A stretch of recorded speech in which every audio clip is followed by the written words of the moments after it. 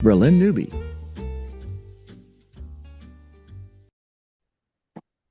Welcome back to Spirit Centered Business. I'm here for part 2 with Jean Newswanger. And if you missed part 1, definitely go back to either spiritcenteredbusiness.com or wherever you're enjoying the podcast. And of course, we always appreciate you liking, sharing, subscribing to YouTube, Rumble, iTunes, iHeartRadio, wherever you're enjoying the podcast. And we love 5-star reviews over on Spotify. So thank you so much. And welcome back, Jean. We're going to get the rest of the story because I need to ask you, did you have any other like strategic downloads when you had your encounters with heaven? Yeah. The encounters were based around relationship and based around learning more about myself as being, quote, fully human. And so I would have these quote higher perspectives. I was able to give some insight. I am a pharmacist by profession. I'm a professor, business professor by passion, but I had an opportunity to work on a contract basis in a pharmacy environment, and I was kind of in a unique position because I had some, by way of my position as a pharmacist, people would come to me, they would look up to me, the pharmacy team, and sometimes I would be kind of the conduit to the management because, oh, well, we can talk to Gene. He's a pharmacist, but he's not really in management. So we'll get him to quote go and quote speak for us or give kind of perspective of what we're thinking. And so there were opportunities to let me just give you an example. We're doing a redo in our pharmacy where the pharmacy is totally being redone. Renovated? 2 or 3. Say that? Renovated? Well, yeah, we got a brand new. They tore everything out and replaced it, but a piece at a time. We tripled the size of the pharmacy, et cetera. And in that process, there were some difficulties with customer care, with how do we maintain our customer service while we're going through all of these dynamics. And so getting some downloads that they just seemed like ideas, but I knew they weren't really from me, kind of thing. So setting up some simple video equipment in the hallways so that we could actually monitor the lines of patients that we could no longer, quote, see through the glass, because now we've got just this little opening that kind of people have to walk up to. You kind of see them, and that's all you can't see any of the background.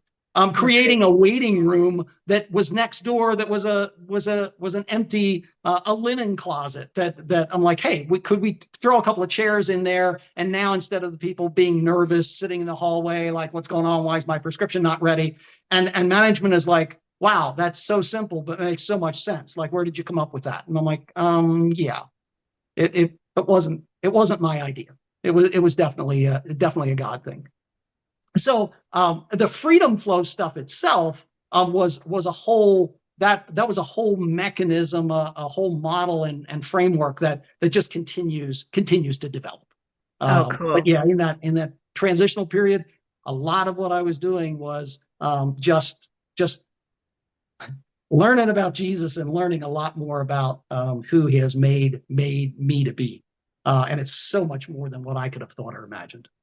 Oh, that's beautiful. And, identity, knowing who you are and knowing who He is like the key. It's the foundation to everything that we do. So it's a beautiful story that's where He took you first, is learning about you. Yeah.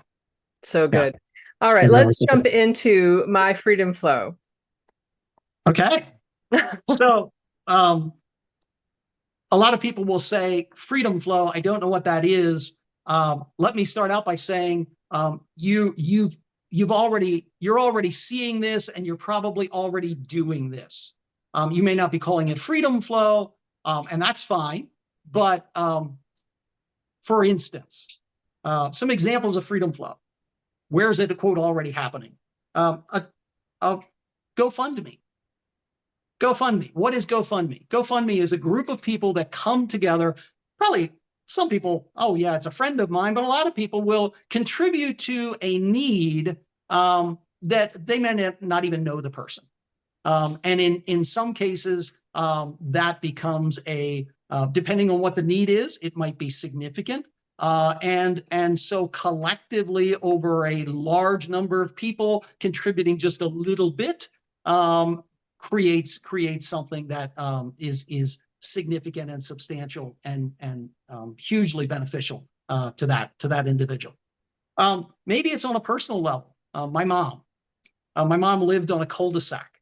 It's a group of houses that kind of sat in a circle, and as she was, the neighborhood, it was a good neighborhood. People watched out for each other. But my mom had this thing with one of her neighbors, because the neighbor had a really nice snowblower, and so my mom, but the guy was elderly and he was a little too frail to operate this anymore. And so my mom went over to his place and she said, "Hey," she said, "how about if you hang on to that snowblower, you keep it maintained, you keep gas there for it, etc. And every time it snows, I'll come over, I'll open up your garage door, start your snowblower, I'll blow the snow off of your driveway, I'll blow the snow off of my driveway, and then I'll go and blow the snow off of everybody else in the cul-de-sac's driveway." Because my mother loved to snowblow. Like, it was just, she was so excited about that. And so there were some people in that community. He obviously had the piece of equipment, but didn't have the energy and the physical ability. She had the energy and time and ability, but she didn't have the piece of equipment. And there were some people that, hey, I don't need to get a service in. I don't have to do the shoveling myself. My snow just gets blown off. Now, there was also a guy there who had a utility trailer. And so anytime anybody in the neighborhood, had leaves to take to the trash, or a tree limb that came down, they would go over and borrow his trailer. It was available to the community. That's what I like to call shared abundance. Maybe so it might be a personal thing. It might be something like Habitat for Humanity, where a community brings their gifts and abilities, their expertise, and everybody is recognized and valued for what they can contribute, even though it might be a wide variety of different, quote, skills and ability levels, etc. You see this a lot, even in an international or national scale, with natural disasters. Oftentimes, people will come together in natural disasters. Countries that may not even have the same philosophy as one another, that may not, be politically aligned or anything like that. And again, these people don't know each other, and yet they come together. So you're in flow. Okay. Freedom flow. Our tagline is, "You are not alone. We are in this freedom flow together." So the freedom flow concept starts with saying that freedom flow is a relational-based way of living. We live by contract. Everything we do. Rent a car, sign a contract. Buy a house, sign a contract with the bank for the mortgage. Your credit card. Our life is very much based upon contracts. Okay, and there's nothing wrong with that. But contracts are a box. Contracts are limiting. Contracts tell us what we are allowed to do, what we have to do. They provide all sorts of and they help us with safety, etc. Again, nothing wrong with them, but do we recognize that there are people associated with those contracts? So I pay my cable bill. Oh man, I got to pay $199 to this darn nameless, faceless corporate entity. There are people that are working there. There are people that are gaining their livelihood from there. There are people that are passionate about that, bringing that service to you. It's not just a nameless, faceless corporation. My wife, Joy, she has a different perspective on freedom flow than even I do. And we were paying our taxes. Who likes to pay taxes? It's around tax time. Not so much, right? Right. She decided she was going to bless the people that were associated with those taxes. She was going to bless that financial instrument. She was going to bless that financial tool and all of those that were associated with it. I was like, wow, I never thought to do that. Okay. You're living in an environment of covenant, and covenant, we have a spiritual probably context for that maybe a lot of people don't have. I'm simply using the term covenant as relationship. It's an agreement that is living. It's real, and it's more than just contractual limitations. So maybe it's medical cost sharing programs, maybe it's churches, maybe it's businesses that are in this community and this community way of looking at things. We're not throwing out our contracts, but we're saying we can go, quote, beyond that in the relationship that we have with people. So think about a box and then think about a bigger circle. That box is your contract. You put all of your boxes in that circle of relationship, in that circle of covenant. Okay. And so it's not as limiting anymore. You have more choices and options than what you may have realized, particularly when you start to recognize that you are not alone. We're in this together. So that's kind of, so step one is recognizing the flow, recognizing that you're not alone, recognizing that it's already going on, it's already happening, I'm already part of it, but becoming a little more aware. So I believe, Bralynn, I'm correct when you, I think you call them think upon questions. Oh yeah, I think ponds, yeah, or Yeah, gold nuggets, however you want to say it. sure, sure. So my think upon question here is, where or how am I already in the flow? Mm. And what am I doing in that? What am I doing to connect with others? Like when I start to recognize that I'm not alone, what does that connection maybe look like? Maybe some of the things that I've already talked about. Oh yeah, I'm already doing that. Like, I go over to my, over to my neighbor and help them out, or whatever the case may be. Maybe it's family members, etc. Okay. It's just starting to have that little bit of a quote bigger perspective. Step number 2 is to anticipate the flow. And a lot of us have expectations. I expect things. And maybe this is just me personally, but for me, anticipate means to open up and to look forward to expanding. And freedom is expansion through choice. We're not being coerced. God isn't saying you have to do it this way. God isn't saying you have to expand. I can choose to stay just the way I am if I want to. Okay. And sometimes that's my temptation because of comfort, because of or because of discomfort with quote the quote unknown. So what's the posture of anticipating? Anticipate is a little more open, a little more like, oh, it's it's more of a what if kind of thing, rather than this is the way it has to be. This is the expectation that I have.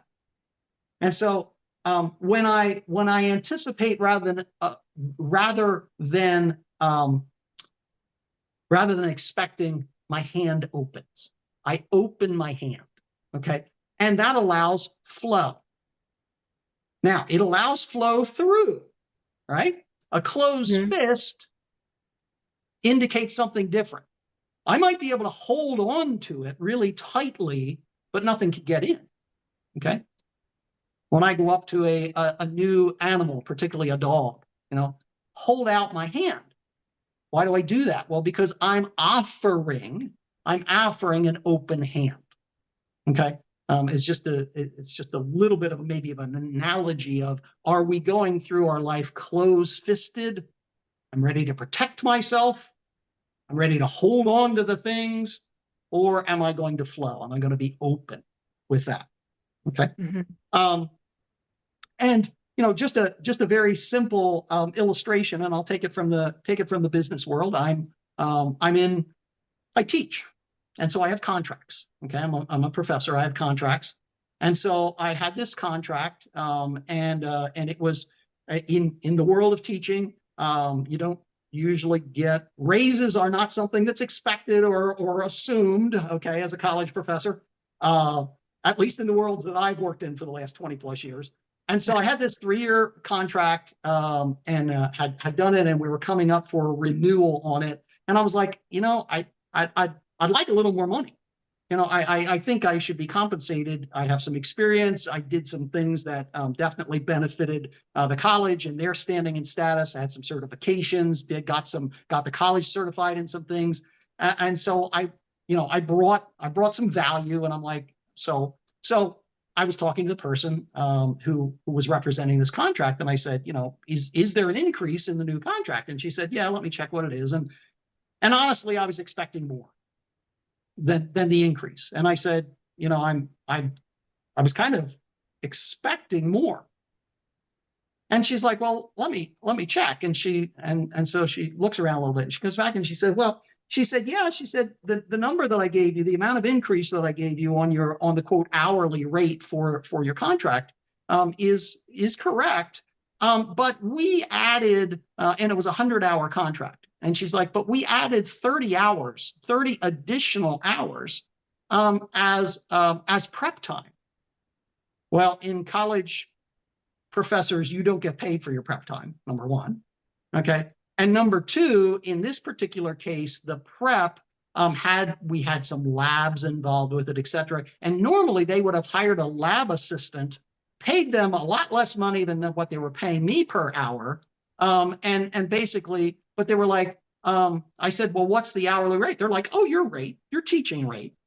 Okay. So I got an additional 30 hours at the higher rate. So now the contract is 130 hours instead of 130, or instead of 100, for work that I'm already doing. I'm just getting compensated not only better for the time that I was expecting to get paid for, but now I'm getting an additional. And so, it was quite a generous. Went from being a little below my expectations to, wow, that's a lot more than I would have anticipated that anybody would have, increased. Yay, God. Yay, God. Yeah, absolutely, He totally a God provides thing. over and above even our But wildest dreams, right? it was beyond what I would have. It was beyond what I would have thought or imagined. I didn't even that wasn't even on my radar that could have, for me to even quote ask that, and that's what anticipate does.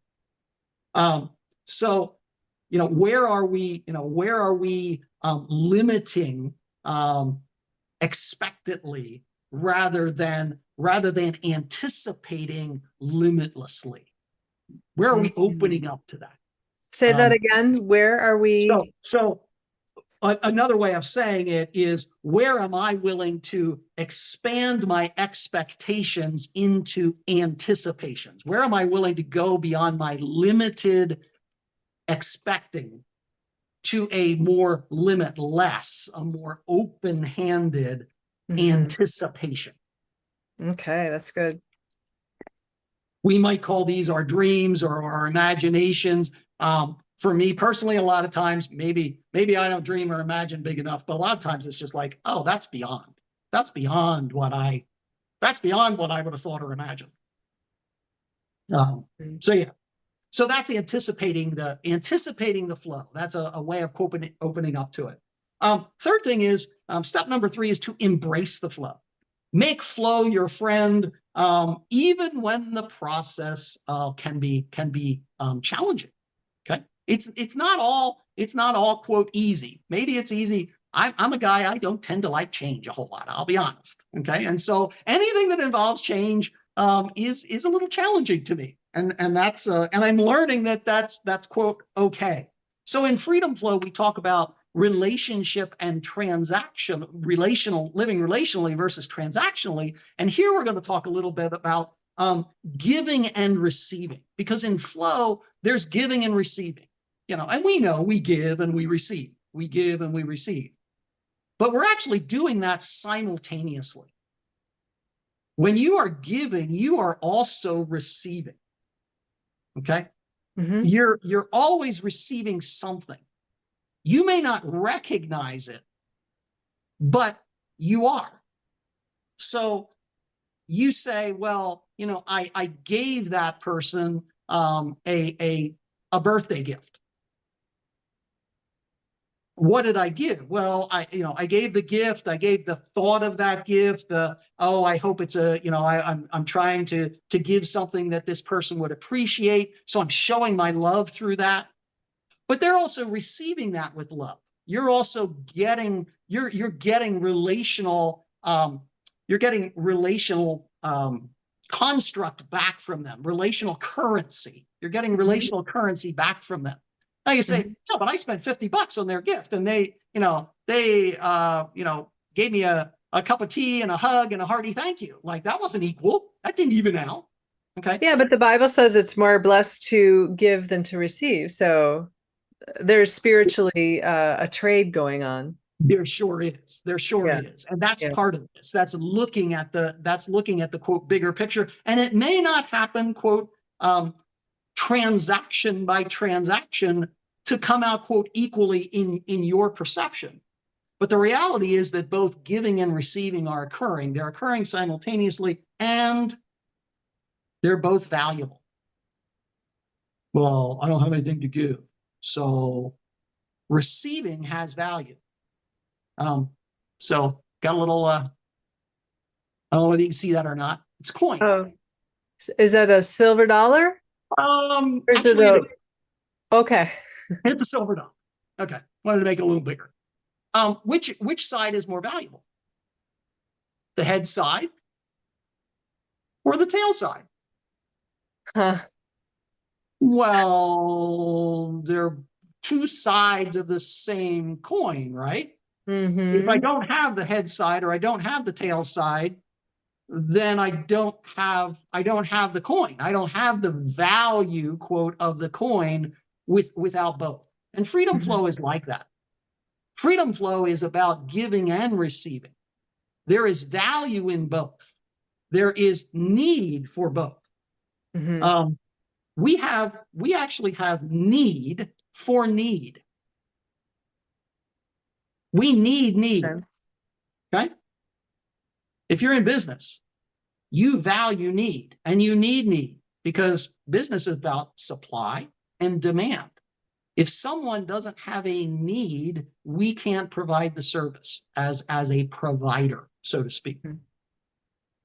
And so it's not a bad thing if I go to my doctor. I'm not ashamed that I need the doctor's services, or if I go to the gas station and fill my tank with gas, I'm not ashamed that I needed that gas.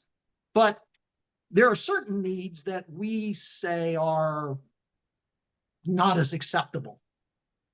Maybe I have emotional needs, or maybe I have financial needs, or maybe I'm just in a situation that is quote beyond the capabilities and capacities that I have.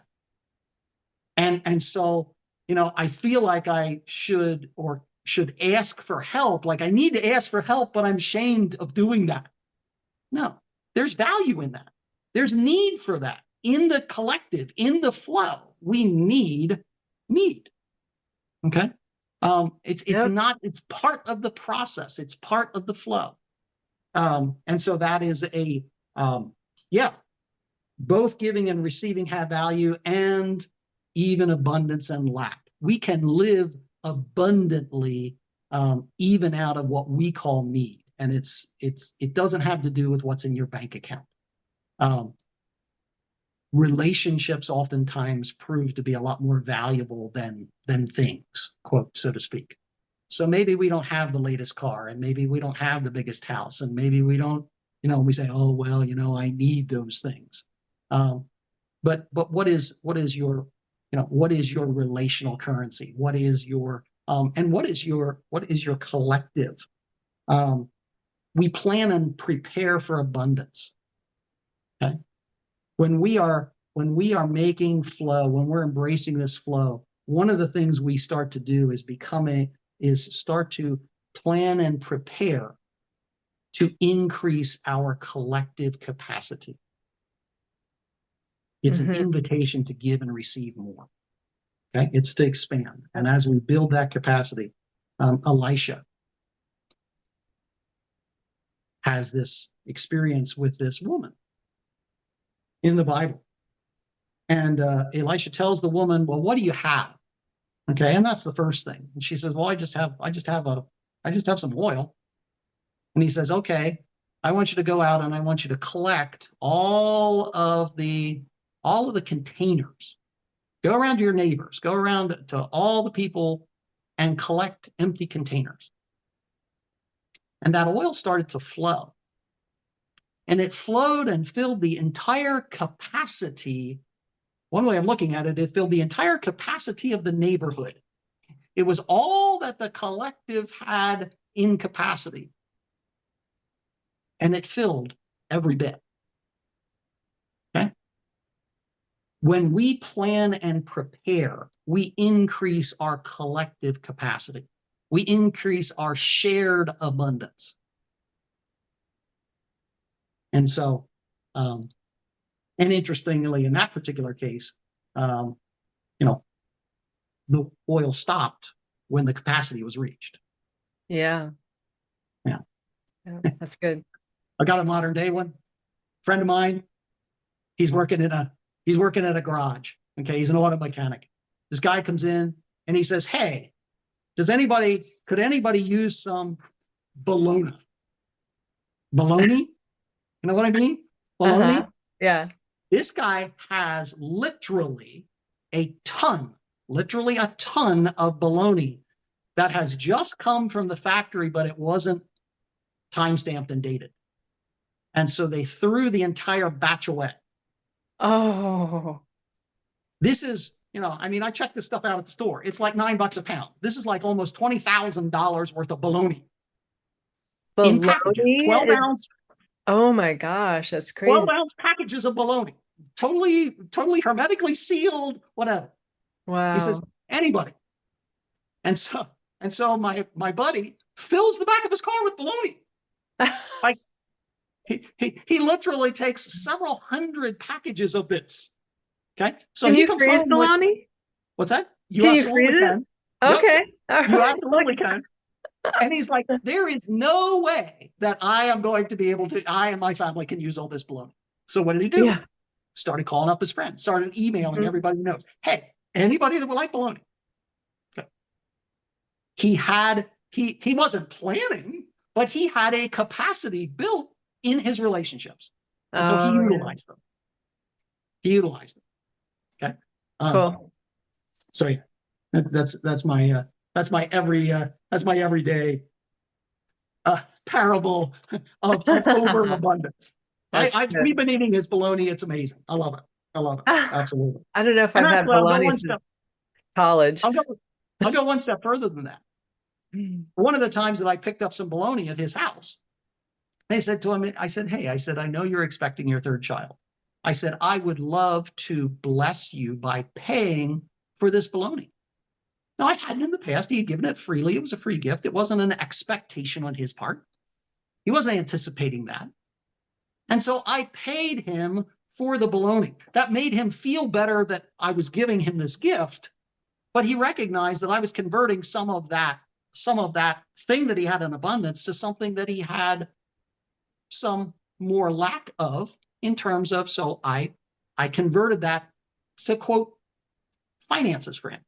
Okay? Again, I'm always looking for how can we benefit one another? How can we have mutually beneficial relationships? Okay? Beyond just the contract. All right. How are we doing for time, Bralynn? We probably have about 3 or 4 minutes left. Okay. Last thing I'm going to say. Okay. Step number 4. Okay. 1 was recognize the flow. You're not alone. We're in this flow together. 2 is anticipate the flow, open up, look forward to expansion. And 3 was on the sheet someplace. Yes, embrace the flow. Embrace the flow. Yep. Yep. Okay. So just a couple of closing thoughts. What do we do when we're in this flow? Okay.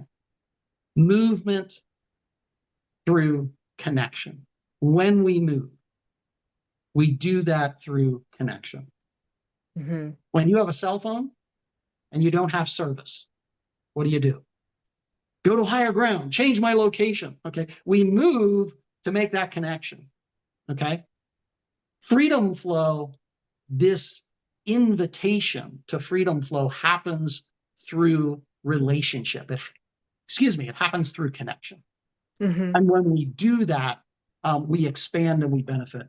And we open up not just to our community, but we open up to the God that has created us. My wife and I, when we got married, we invited Holy Spirit into our relationship.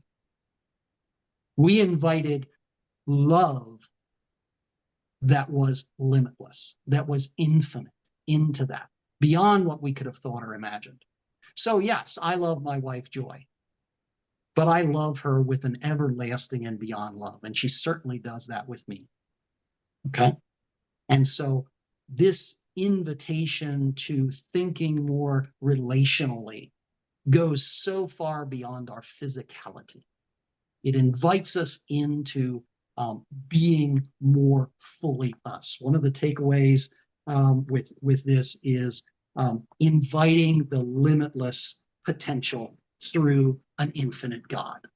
And that's the bottom line here. The bottom line is love transforms. That love is just something that on an everyday basis just is overwhelming. And that's what's going to transform. You're so invited into this freedom flow. And it's not about following a system or this is a new dogma. I have to follow these steps and I have to do this thing right. No, it's invitational.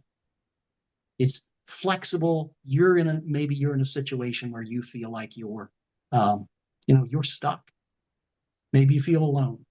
Maybe you feel like you're in a business situation or a personal situation that you just don't see a way out of. And when you invite others into flow, and when you invite the beyond, the God, Holy Spirit, into that process, it's nothing to be ashamed of. Believe me, I have my moments of like, God, what are you doing? I'm so upset. And God doesn't turn away.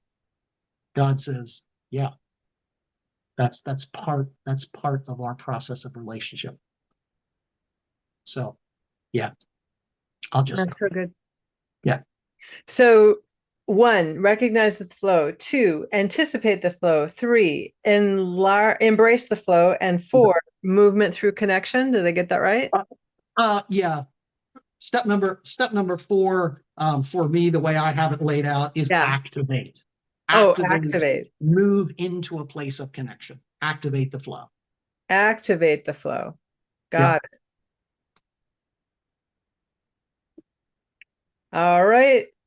Thank you so much, Jean. This is so good. And everyone, if you want to get more information, go to myfreedomflow.com. Check out his YouTube channel. Jean, that's also My Freedom Flow, correct? On the YouTube. It is My Freedom Flow. There's a free Think of the Week newsletter there. You can sign up for. It's free. I'm there to provide support, consulting, teaching. Yeah.